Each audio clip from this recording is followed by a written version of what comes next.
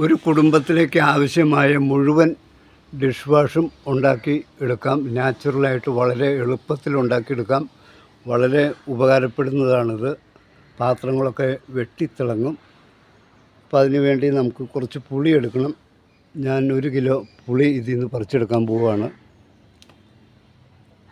Dish വാഷിനാകുമ്പോൾ മൂത്ത പുളി കുഴപ്പമില്ല, നല്ലതാണ്.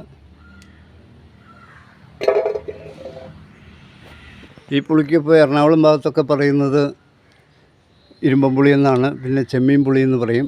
ഇപ്പോൾ മലപ്പുറത്തേക്കൊക്കെ ചെന്നാൽ ഇതിന് ഉറക്കപ്പുളി എന്നാണ് പറയുന്നത്.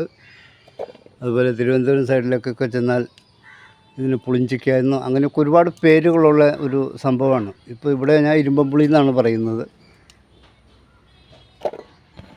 ഒക്കെ പഴയ കാലം മുതലേ ആൾക്കാർ ഉപയോഗിക്കുന്നതാണ്. നമ്മുടെ പുളിയിൽ ഏതാണ്ട് ഒരു വർഷം 3 പ്രാവശ്യം ഉണ്ടാകാറുണ്ട്. എല്ലാ സ്ഥലങ്ങളിലും അങ്ങനെയാണെന്നാണ് എനിക്ക് തോന്നുന്നത്.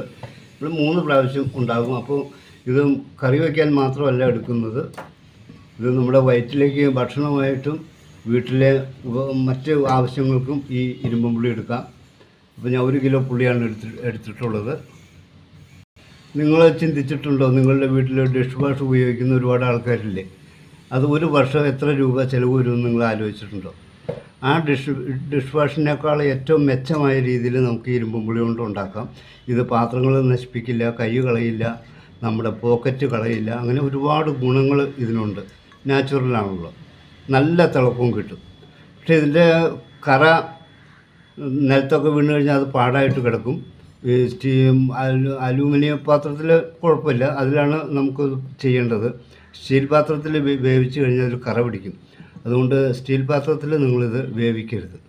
പക്ഷേ ഇത് ഇതിൻ്റെ ലിക്വിഡായി കഴിയുമ്പോൾ ഈ കറകളെല്ലാം കളയുന്ന സ്വഭാവം. അതായത് നമ്മുടെ തൈര് കഴിച്ചു കഴിഞ്ഞാൽ കുഴപ്പമാണ്, കൊളസ്ട്രോൾ ഉണ്ടാവും. എന്നാൽ മോര് കഴിച്ചാൽ ഒരു കുഴപ്പമില്ല.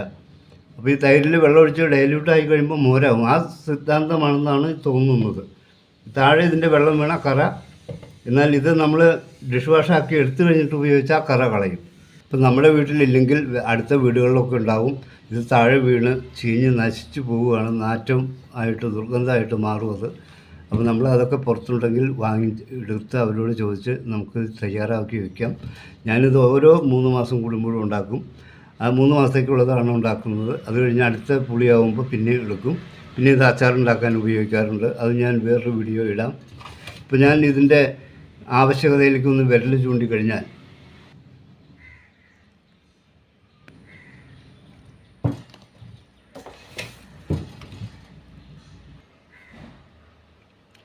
കെമിക്കൽ പോകാൻ ഒരുപാട് ബുദ്ധിമുട്ടാണ്. നമ്മൾ പാത്രം കഴുകുമ്പോൾ അത് ചൂടുവെള്ളത്തിൽ കഴുകണം. 2-3 പ്രാവശ്യം കഴുകിയിട്ട് പിന്നെ ചൂടുവെള്ളത്തിൽ കഴുകണം. അപ്പോഴാണ് ഇതിൽ കെമിക്കൽ പോവുള്ളൂ. വേവാൻ എളുപ്പത്തിന് നമുക്കൊന്ന് കീറിയിട്ട് കൊടുക്കാം. അപ്പോൾ നമ്മളത് കീറിയതുകൊണ്ട് കുക്കറിലിടുമ്പോൾ ഒരു വിസിൽ കേട്ടാൽ മതി.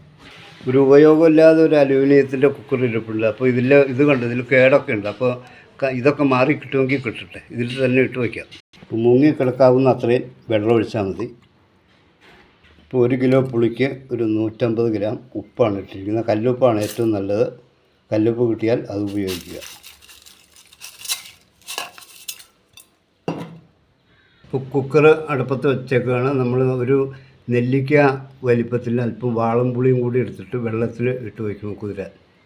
ഇത് പുളി കോരി എടുത്തിട്ട് ഇതിൻ്റെ വെള്ളം കളയരുത്. ഇത് പിന്നീട് ഉപയോഗിക്കാനുള്ളതാണ്. വെള്ളത്തിന് ഒരുപാട് എഫക്റ്റ് ഉള്ളതാണ്.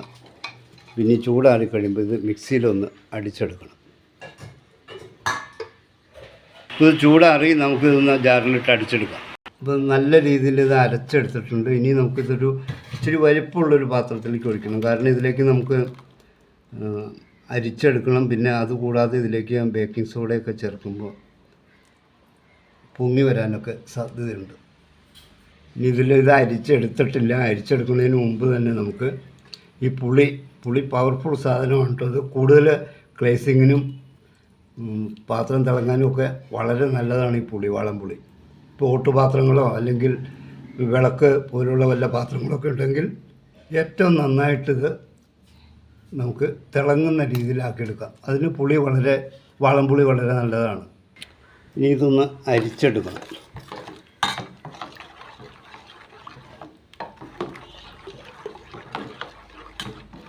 ഇതിൽ കമ്പനിക്കാരൊക്കെ ഈ പുല്ലാണെങ്കിൽ ഈ പച്ച കളർ ചേർക്കും, ഈ ഫുഡ് ഫ്ലേവർ.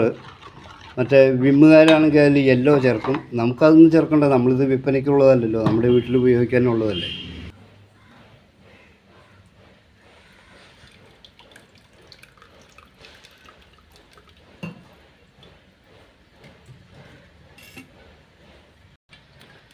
ലാസ്റ്റ് ചണ്ടി വരുമ്പോൾ അത് നമുക്ക് കളയാം. ഇത് വളരെ പവർഫുള്ളാണ് കേട്ടോ. നിങ്ങളിത് ഉണ്ടാക്കണം, നിങ്ങളുടെ കൈ കളയില്ല, പോക്കറ്റിലെ കാശ് കളയില്ല. ഒരുപാട് ഗുണങ്ങളാണ്. എപ്പോൾ വേണമെങ്കിലും നമുക്ക് ഉണ്ടാക്കി വയ്ക്കാം. ഒരു 3 മാസത്തേക്കാണ് ഇപ്പോൾ ഞാൻ ഉണ്ടാക്കുന്നത്. ആ 3 മാസം കഴിയുമ്പോൾ ഇത് തീരുമ്പോഴേക്കും അടുത്ത പുളി ഓക്കെ ആവും. ഒരു തവണ ഞാൻ ഈ ഡിഷ് വാഷ് ഉണ്ടാക്കുന്നൊരു വീഡിയോ ഇട്ടിരുന്നു. പക്ഷേ അത് പവർഫുള്ളാണെങ്കിൽ അതിൽ വാളംപുളി ഒന്നും ചേർത്തിരുന്നില്ല. ഇതിപ്പോൾ കുറച്ചും കൂടി ഒന്ന് ബെറ്ററായിട്ട് ഉണ്ടാക്കുന്നതാണ്. നിങ്ങൾക്കിത് ഇഷ്ടപ്പെട്ടാൽ തീർച്ചയായിട്ടും ഒന്ന് ലൈക്ക് ചെയ്യുക. അതുപോലെ ഈ ചാനൽ സബ്സ്ക്രൈബ് ചെയ്തിട്ടില്ലെങ്കിൽ ഒന്ന് സബ്സ്ക്രൈബ് ചെയ്യുക. തൊട്ടടുത്ത ബെൽ ബട്ടൺ ഒന്ന് ക്ലിക്ക് ചെയ്യുക. പരമാവധി ഇത് നിങ്ങൾ സുഹൃത്തുക്കളിലേക്ക് ഷെയർ ചെയ്യാൻ ശ്രമിക്കുക. ഒരുപാട് വീടുകളിൽ ഈ പുളിയുണ്ട്, അത് ചീഞ്ഞു പോകുന്ന ഒരവസ്ഥയാണ്. അതിന് നമുക്കൊരു മാറ്റം വരുത്താൻ വേണ്ടി ഷെയർ ചെയ്യാം.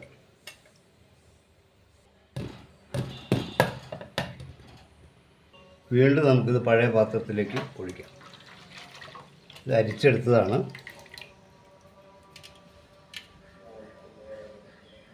ഇനി ഇതിലേക്ക് ഒരു 100 ml വിനാഗിരി ഒഴിക്കുക. നമ്മൾ സാധാരണ കടയിൽ നിന്ന് വാങ്ങിക്കുന്ന വിനാഗിരി ഒഴിക്കുക. ഇപ്പോൾ നമുക്ക് ഈ പാകത്തിൽ കിട്ടിയിട്ടുണ്ട്.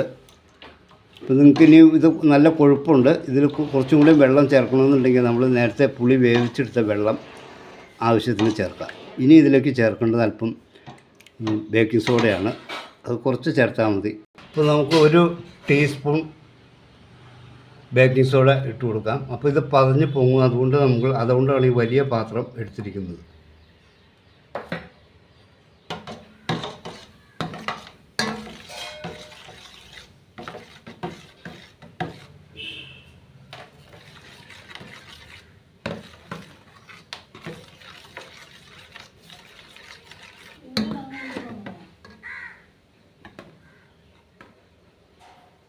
ഈ പുതുതായി വരുന്ന ആൾക്കാർ ടീസ്പൂണും ടേബിൾ സ്പൂണും ഒക്കെ ഉപയോഗിക്കുമ്പോൾ അവർക്ക് അറിയാൻ പറ്റാത്തൊരു സംഗതിയാണ് ഈ ടീസ്പൂണാണോ വലുത്, ടേബിൾ സ്പൂണാണോ എന്ന് വലുതെന്ന്.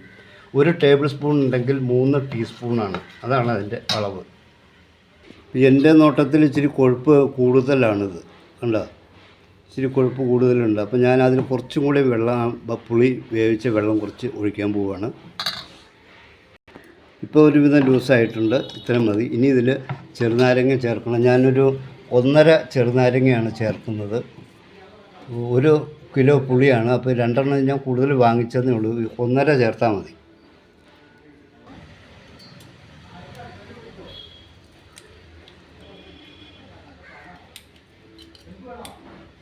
ഈ ചെറുനാരങ്ങ നീര് നല്ല പവർഫുള്ളാണ്.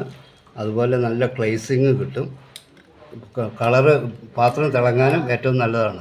അപ്പോൾ super dish wash ready. Natural, കെമിക്കൽലെസ്സായ നാച്ചുറൽ ഡിഷ് വാഷ് റെഡി. എല്ലാവരും ഇത് ഉണ്ടാക്കാൻ ശ്രമിക്കുക. അപ്പോൾ തിരികെ വരാം. നിങ്ങൾ സപ്പോർട്ട് ചെയ്യാൻ മറക്കണ്ട. മറ്റൊരു വീഡിയോയുമായി നന്ദി, നമസ്കാരം.